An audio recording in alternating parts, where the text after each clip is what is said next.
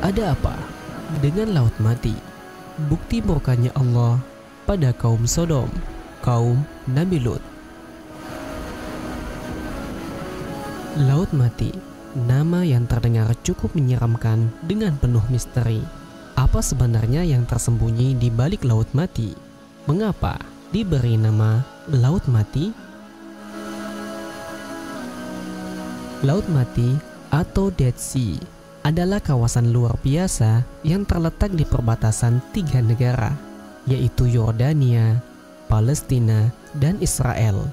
Laut Mati juga dikenal sebagai Al-Bahr Al-Mayyit dalam bahasa Arab, dan dalam bahasa Ibrani disebut Yam Hamila atau Laut Asin.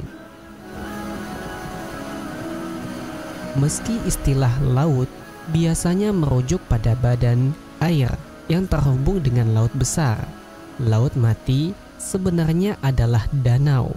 Laut Mati memiliki sejarah yang tercatat dalam kitab Kejadian, kitab suci Ibrani, sebagai Salt Sea atau Laut Garam. Kandungan garam yang sangat tinggi, mendekati 35%, menjadikannya danau paling asin di bumi. Uniknya, danau ini terkurung daratan dan tidak memiliki aliran keluar, sehingga garam terperangkap dan tidak dapat keluar. Laut Mati adalah danau yang panjangnya membentang di antara Israel, Palestina, dan Yordania, dengan 417,5 meter di bawah permukaan laut, merupakan titik terendah di bumi. Mengapa disebut Laut Mati?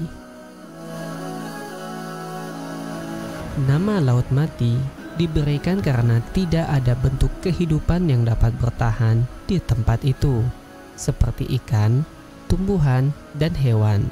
Laut Mati dikenal dengan nama tersebut, meskipun juga dikenal dengan sejumlah nama lain seperti Laut Asin, Laut Daratan, hingga Laut Setan dalam berbagai kebudayaan. Laut Mati dalam arti paling sederhana sulit mendukung kehidupan seperti danau atau lautan pada umumnya.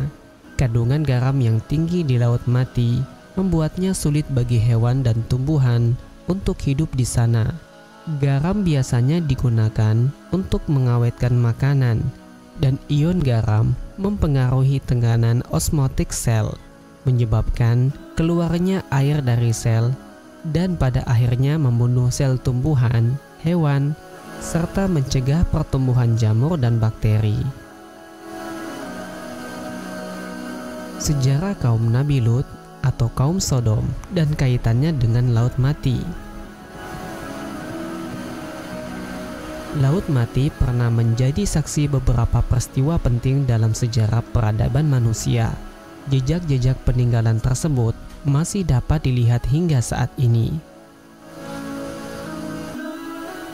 Peristiwa yang paling terkait dengan Laut Mati adalah kehancuran kaum Sodom, yaitu kaum Nabi Lut yang mengamalkan gaya hidup menyimpang dan menolak kenabian Nabi Lut.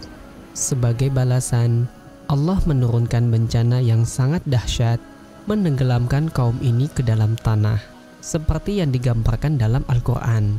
Peristiwa tersebut diperkirakan terjadi sekitar tahun 1800 sebelum Masehi.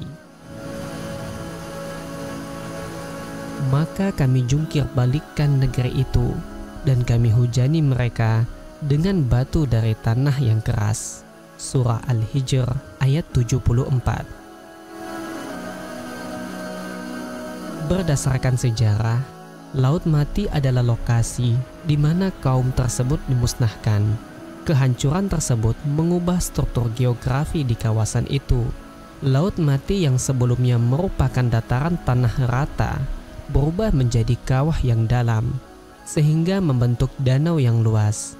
Peristiwa tersebut telah menyebabkan pesisir pantai Laut Mati menjadi lembah terendah di muka bumi. Dari sudut geografi, Gunung Everest dianggap sebagai titik tertinggi di dunia, sementara pesisir pantai Laut Mati adalah daratan terendah. berada pada kedudukan 394,6 meter di bawah paras laut.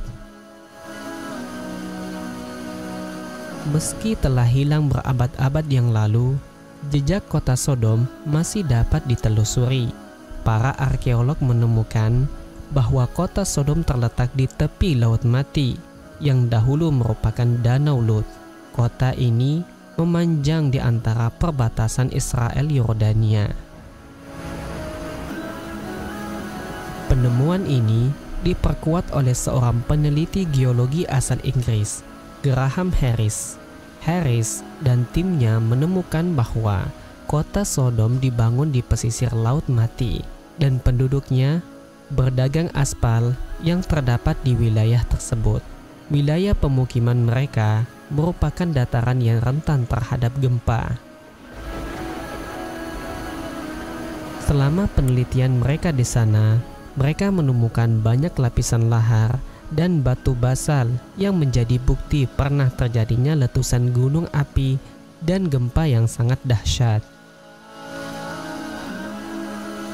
Peneliti asal Jerman, Werner Keller, menemukan fakta bahwa dulunya kota Sodom terletak di wilayah yang sekarang dikenal sebagai Lembah Sidim.